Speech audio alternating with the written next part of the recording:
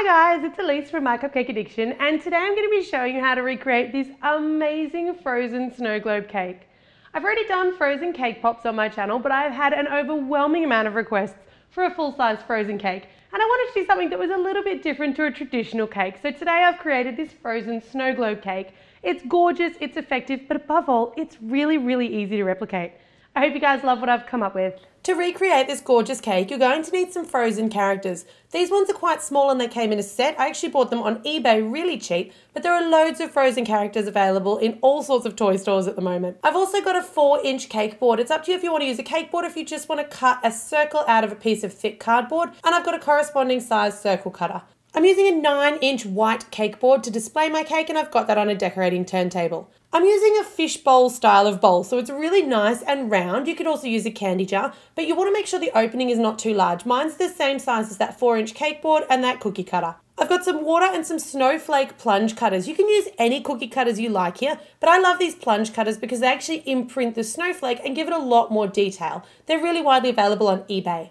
I'm using white fondant, and I've got 2 paintbrushes. One's for dry work, one's for wet, a serrated edge knife, a spatula, an offset spatula. I've got some luster dust, just a pearl shimmer luster dust, bit of an optional extra. I've also got some of these little white nonpareil sprinkles, which I didn't end up using. I've got some small snowflake sprinkles as an option in place of those snowflake plunge cutters. And instead of frosting today, I'm using Nutella. It saves you having to make frosting, and it's absolutely delicious. I've also pre-baked just the bottom half of a giant cupcake using my giant silicone cupcake mould. So you will need both the mould and the baked cake for this video. If you haven't baked a giant cupcake with us before, I will leave a link to our How to Make a Giant Cupcake series in the description box below, and you only need the bottom half of that cupcake. You don't need to bake the top half. Off to the side, I've got some cornflour in a shaker, a Ziploc bag and a pair of scissors, and I've got some melted white chocolate that I've tinted just a nice light shade of frozen blue. To form the base of your snow globe, we're going to tip that melted blue chocolate or candy melts straight into that clean, dry silicone cupcake mold. You can just shake it down the sides, particularly for that first coat, so that you've got a really nice even coating, and then you just want to shake out any excess so that it's not a particularly thick coating. Pop it off into the fridge to set. While that's setting, you can pop down a bit of cornflour, and we're going to roll out this fondant, but you're going to roll it really nice and thick, so it's still probably about 6 mil thick. We're going to take the 4-inch circle cutter and cut 2 circles the same size out of that nice thick fondant. And then you want to take a little bit of water and just apply that to your cardboard base. This is just going to act like a little bit of a glue. So a little bit of water all the way around, and take one of your 4-inch circles and stick it straight down on top of that 4-inch cake board.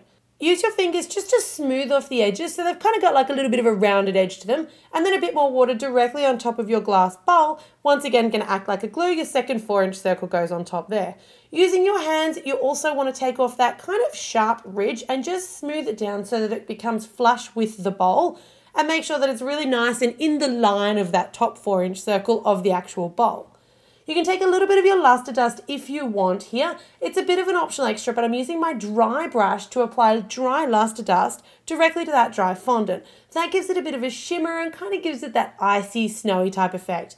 I'm going to do that to both the top circle of fondant and also the circle of fondant that's going to go inside our snow globe. At this point, you want to take your glass bowl and stick it straight down on top of that fondant base. It's actually going to cut off kind of a little bit of the edgings, and it's just going to give you a guide so that you can use your fingers to tuck that fondant right inside, so it's going to come within the confines of the opening of your glass bowl. With the first coat of your chocolate base set, you can now pour in almost all of the remaining of your blue chocolate. And for this second coat, I actually used the spatula to drag the chocolate up the sides. That first coat's cold and the second coat will set quite quickly, so you do want to work quite fast here. Off into the fridge for that one to set. While it's setting, we're going to carve up the base of our cupcake. So you want to shave off the sides of your giant cupcake. This is so that it's nice and smooth, and also so that it actually fits inside that giant chocolate cupcake case. You want to carve just the top layer of your cupcake. You don't have to come all the way down to where you've carved away those sides, just so long as it's got a relatively flat top on it, and then cut it in half in the center so that we can fill it with delicious Nutella. When your set giant cupcake case comes out of the fridge, you want to just gradually release each of the sides before rolling it all the way down. I don't recommend setting these in the freezer because the freezer will actually make them too brittle and more likely to crack. Turn your silicone cupcake case right back around the right way, and then you want to take your giant chocolate case and stick it back in. This just gives it a little bit more support while we're stacking it. Taking your Nutella now, and I'm going to use the offset spatula. You can also just use a spoon or a regular spatula. And I'm going to give the inside of the case a nice coat of Nutella so that when we actually cut into that cake, the chocolate sticks to the sides of the cake and it doesn't fall away. With that nice coating done, I'm going to put the smaller section, so the base of my giant cupcake base in, and spoon in another generous amount of Nutella. Of course, you could use chocolate ganache, you could use any frosting you like. I just opted for Nutella because it's quick, easy, and delicious. On goes that top layer of giant cupcake, and then you just want to fill it in with more Nutella. You want to make sure that you're scraping it nice and flat here so that your Nutella is not bulging over the top of the edges of your giant cupcake case.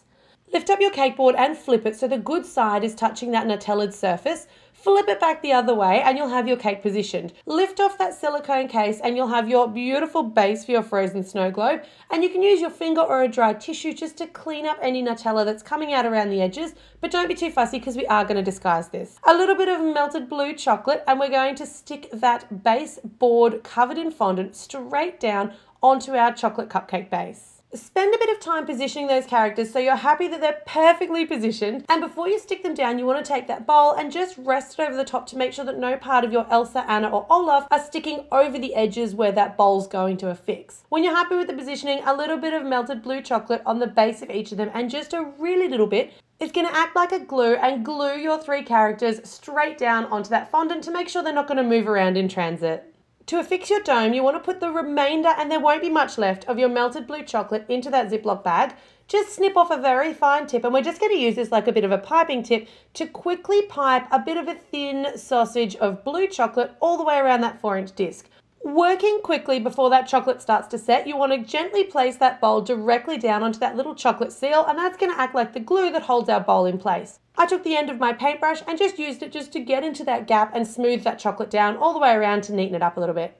Now you want to take some more of your white fondant and roll out a really nice thin snake of fondant, and then a little bit of water, just a really little bit all the way around the base of your snow globe. It's going to act like your glue, so you can drape your snake of white fondant around the base and it's going to have something to stick to. I just use my fingers here just to push it into all of those little indents. This is doing a couple of things. It's finishing the look of your snow globe, neatening it up, but it's also covering any of those Nutella stains that might have come out when you positioned your base. I also opted for just a thin blue satin ribbon, and I just tied that in a nice little bow around the section where the globe is attached to the base just to neaten it off. If you're using the luster dust or shimmer powder, you can just use your dry brush to give a nice light coating all over that blue base, once again just to give it that kind of snowy, icy shimmer. A little bit more of that cornflour down, and we're going to roll out the remainder of the white fondant really thin. You want this to be quite nice and thin. And then you want to use your snowflake cutters. Make sure you give them a good wipe around on the bench before plunging if you are using these plunge cutters, and you'll see why I love them. Check out that pattern. It's so easy and just gorgeous. You want to cut out several of these beautiful little snowflakes for our decorations.